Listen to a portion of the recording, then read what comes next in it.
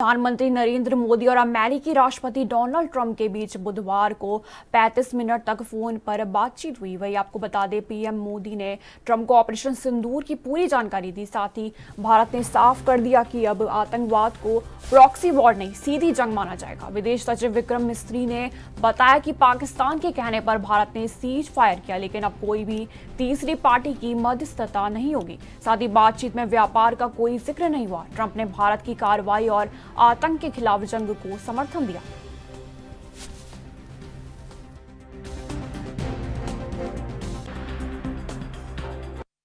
प्रधानमंत्री मोदी और राष्ट्रपति ट्रंप की मुलाकात G7 समिट की साइडलाइंस पर होनी तय थी।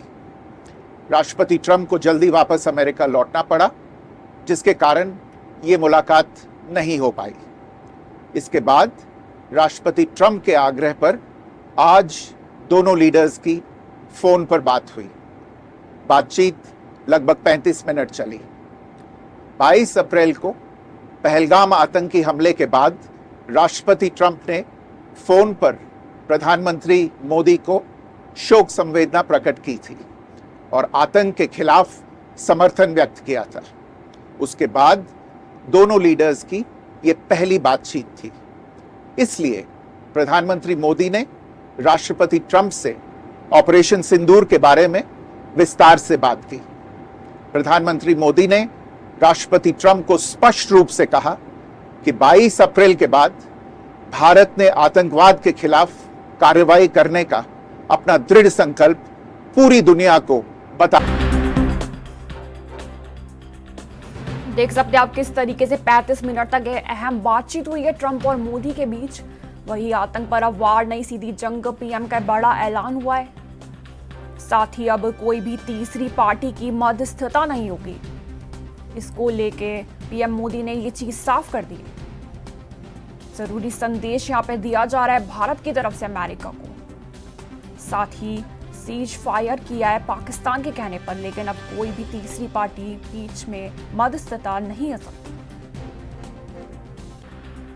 बातचीत में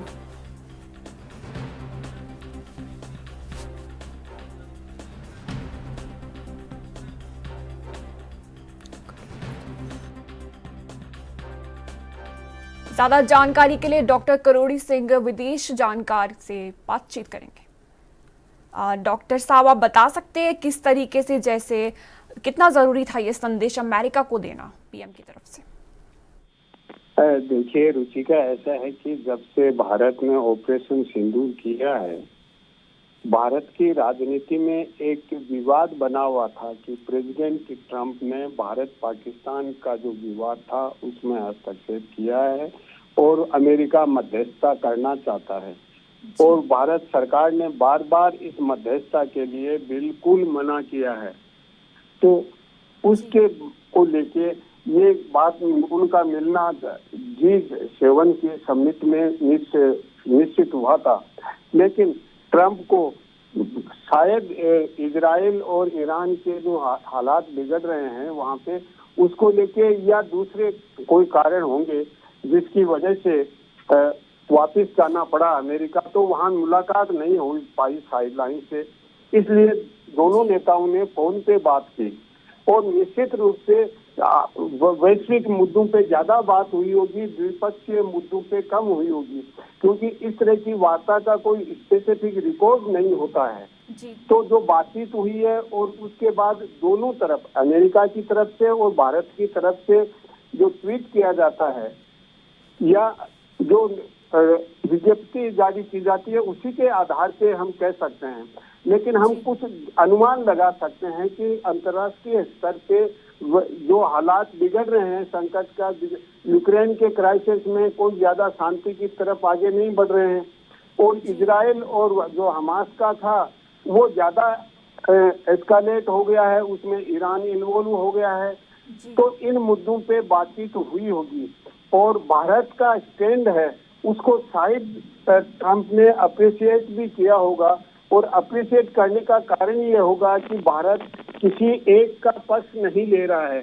SCO में जब ईरान के समर्थन में स्टेटमेंट इश्यू किया तो भारत ने उसका पक्ष नहीं लिया तो ऐसी स्थिति में जो भारत स्टैंड ले रहा है उसको निश्चित रूप से ट्रंप ने अप्रिशिएट किया होगा।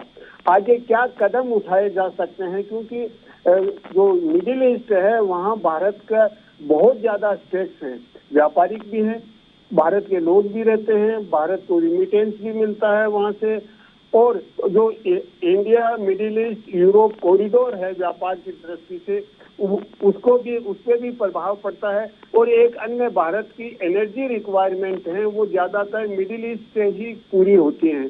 तो निश्चित रूप से भारत ये चाहता है कि मिडिल ईस्ट में शांति हो, और निश्चित रूप से भारत के प्रधानमंत्री ने ट्रंप को ये कहा होगा कि मिडिल ईस्ट में जल्दी से जल्दी शांति स्थापना के प्रयास किए जाएं। एक जो भारत का कंसिस्टेंट स्टैंड है, आज से नहीं दशकों से यह है कि भारत आतंकवाद के हर फोरम को किसी भी रूप में आतंकवाद का विरोध करता है, लेकिन अब भारत ने एक और कंसिस्टेंट स्टैंड लेना शुरू किया है कि कोई भी अगर आतंकवाद फैलाता है तो उसको एक्ट ऑफ वार मानेंगे, उसको हम युद्ध के रूप में लेंगे।